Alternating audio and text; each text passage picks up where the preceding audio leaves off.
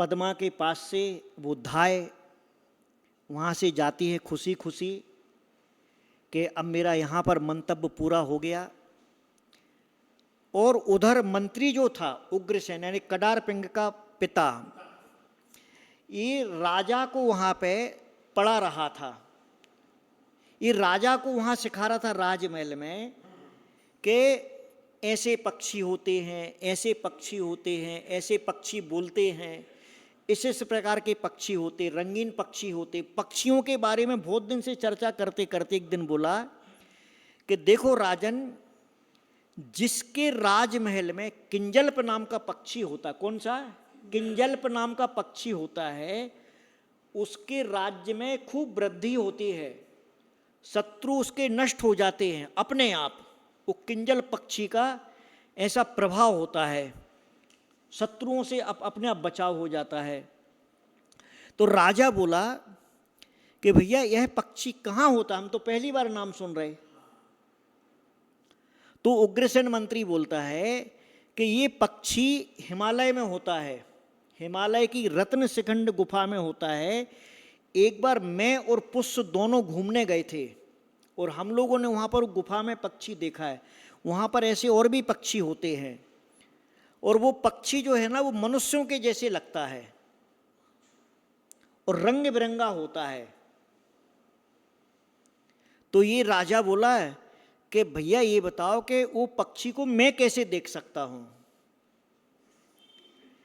तो ये उग्रसेन बोला कि देखो ऐसा है कि उस पक्षी के बारे में मैं और पुष्य जानते हैं, तो आप बोलो तो हम में से कोई एक वहां जाकर के और पक्षी को ले आता है। तो ये राजा बोलता है कि तुम एक काम करो, तुम तो मंत्री हो, उसको पुरोहित को भेज दो, राज पुरोहित के लिए किंजल पक्षी लाने के लिए। अभी तो यही चाहता था। ये बोला हाँ ये आपने राजन सही निर्णय लिया है, मैं भी यही सोच रहा था कि मैं तो थोड़ी अवस्था मेरी हो गई, मैं तो थक सा गया हूँ, तुम उसको भेज दो किंजल पक्षी लाने के लिए, पुष्य के लिए। तो राजा बोलता ठीक है, उनको बोल दो, पुष्य को बुला के बोलता कि जाओ तुम हिमालय जाओ और ऐसा ऐसा पक्षी लेके आओ। अब मंत्री बोलता कि भैया उनकी 6 महीने की यात्रा का वो है, तो इनकी व्यवस्था कर दो, सामान सामग्री संपत्ति जो जो रास्ते के लिए सामान लगना सब दे दो। तो ये बोले ठीक है, राजन बोलते हैं ठीक है कर दो व्यवस्था। अब ये पुष्य घर पे आता है और घर पे आकर के ऐसी जाने की तैयारी करने लगता है। तो ये पद्मा पूछती है ये असमय में कोई ऐसा कोई प्रसंग नहीं कहीं युद्ध को जाना या कहीं पर, ये अचानक तुम जाने की तैयारी क्या कर रहे हो।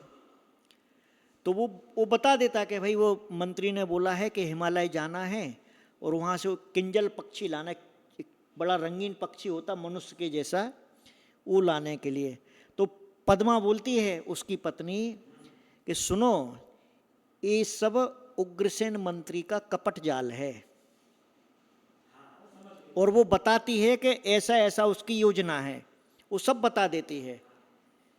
तो फिर ये बोलता है पुष्य कि भाई मैं क्या करूं, अब राजा को तो बोल के आए हैं कि हिमालय जाना और पक्षी लाना है। तो बोले कोई बात नहीं है, तुम एक काम करो, सबके सामने दिन में जाओ यहाँ से हिमालय जाने के लिए और रात में चुपचाप लौट के आ जाओ, और घर में एक जगह तुम छिप जाओ जिसको किसी को पता ना चले कि तुम गए हो कि लौटे हो। ये बोलता ठीक है। तो बोले और क्या करना, बोले बाकी का क्या काम करना वो सब हम करेंगे अभी।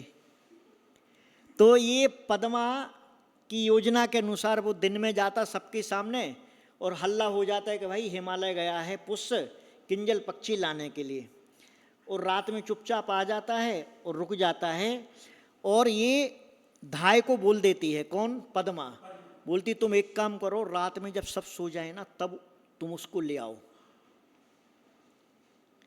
अब मन में सोचती है कि इन दुराचारियों के लिए नरक में कैसे दुख होते हैं ये हम इस पृथ्वी पर ही इनको बताएंगे। तो वो क्या करती है, वो रात में तो बुला लेती है, जब सब सो गए वो ठगनी लेके आती है उसके लिए, वो दुराचारी कडारपिंग को, वो कडार पिंग बढ़िया सज धज के, बढ़िया माला आला पहन करके, वो पैसा मैसा रख करके, वो बड़ा खुश होकर के आता है कि देखो यार मेरा काम हो गया। और इसको बहुत बोलता कि तुमने देखो मेरा इतना बड़ा काम कर दिया जो असंभव था, ऐसा वैसा। और देखो अभी उसके पति को भी बाहर भेज दिया है, अब तो अपन स्वतंत्र हो गए हैं। ऐसा खूब मंसूबे सजा के आता है। और ये क्या करती है पद्मा, एक अपने घर में बहुत बड़ा गड्ढा खुदवाती है दिन में, और उसके ऊपर बिना बुनी हुई खाट रख देती है, उस पे अच्छे चद्दर वगैरह, अच्छे कपड़े, तकिया वगैरह सब रख देती है। और वो सज धज के खड़ी हो जाती है पद्मा। और जैसे ही वो आता है, वो ठगनी उसको लेकर के और बोलती है कि आओ तुम लोग इस पर विराजमान हो, और फिर अपन इसके बाद में जो बात करना है अपन बात करेंगे। वो दोनों को खाट पे बिठालती और खाट में दोनों गड्ढे में गिर जाते। अब गड्ढे में गिर जाते, और गड्ढे में गिर जाते तो वो गड्ढे में से बाहर नहीं निकल सकते बिना किसी सहारे के। एक खाट वहाँ से हटा देती है, और उसके बाद में 6 महीने तक दोनों उसी गड्ढे में जूठा खाना उसको फेंक के खिलाती है। जूठा खाना। वे चिल्लाते हैं, अरे क्या हो गया, हमको ऐसा क्यों कर दिया, हमको निकाल दो, हम मंत्री के पुत्र हैं। वो ऐसी वो बोलती नहीं, तुम कुछ भी हो, तुमको तो ये खा के ही जिंदा रहना है। जूठा खाना। खाना जो है, खाने का नियम कौन सा था? जो खाना घर में बचा रहता था, खुद का और नौकर चाकरों का, सबका, वो बचा हुआ जूठा खाना उसके ऊपर फेंक देते थे। ऐसे नरक के जैसे एक गड्ढे में 6 महीने निकलवाए। हाँ, अब 6 महीने जब हो जाते हैं तो एक दिन वो पद्मा ये वो करते ना, डिंडोरी पीटते हैं, अनाउंसमेंट करते हैं, उससे नगर में वो करवा देते। कोई 4-5 दिन में पुष्य किंजल पक्षी को लेके आ रहा है हिमालय से। बहुत दूर है, बहुत दूर था। बोले 4-5 दिन में आने वाला हमारा पति किंजल पक्षी को लेकर के। अब एक दिन रात में अपने पति को उपवन भेजती, माने बगीचा, नगर के बाहर।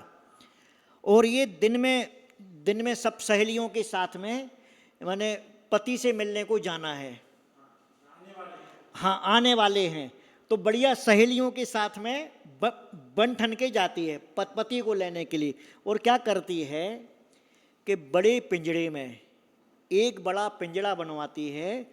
उस पिंजड़े में एक कडार पिंग के लिए, और वो जो तलेलता धाए थे उनकी अच्छी मुंडी करके, वो फटे चिथे कपड़े पहना के, वो पूरा रंगीन चितकबरा करके, कहीं चोंच बना देती, कहीं पंख बना देती है, कहीं लाल, कहीं हरा, कहीं पीला, अधनंगा करके दोनों को। और अनेक प्रकार के कलर, मुंह पर अलग कलर, नाक पर अलग, आँख के अलग, बाल ऐसे खड़े, ऐसा सब करके वो दोनों को पिंजड़े में रखती है।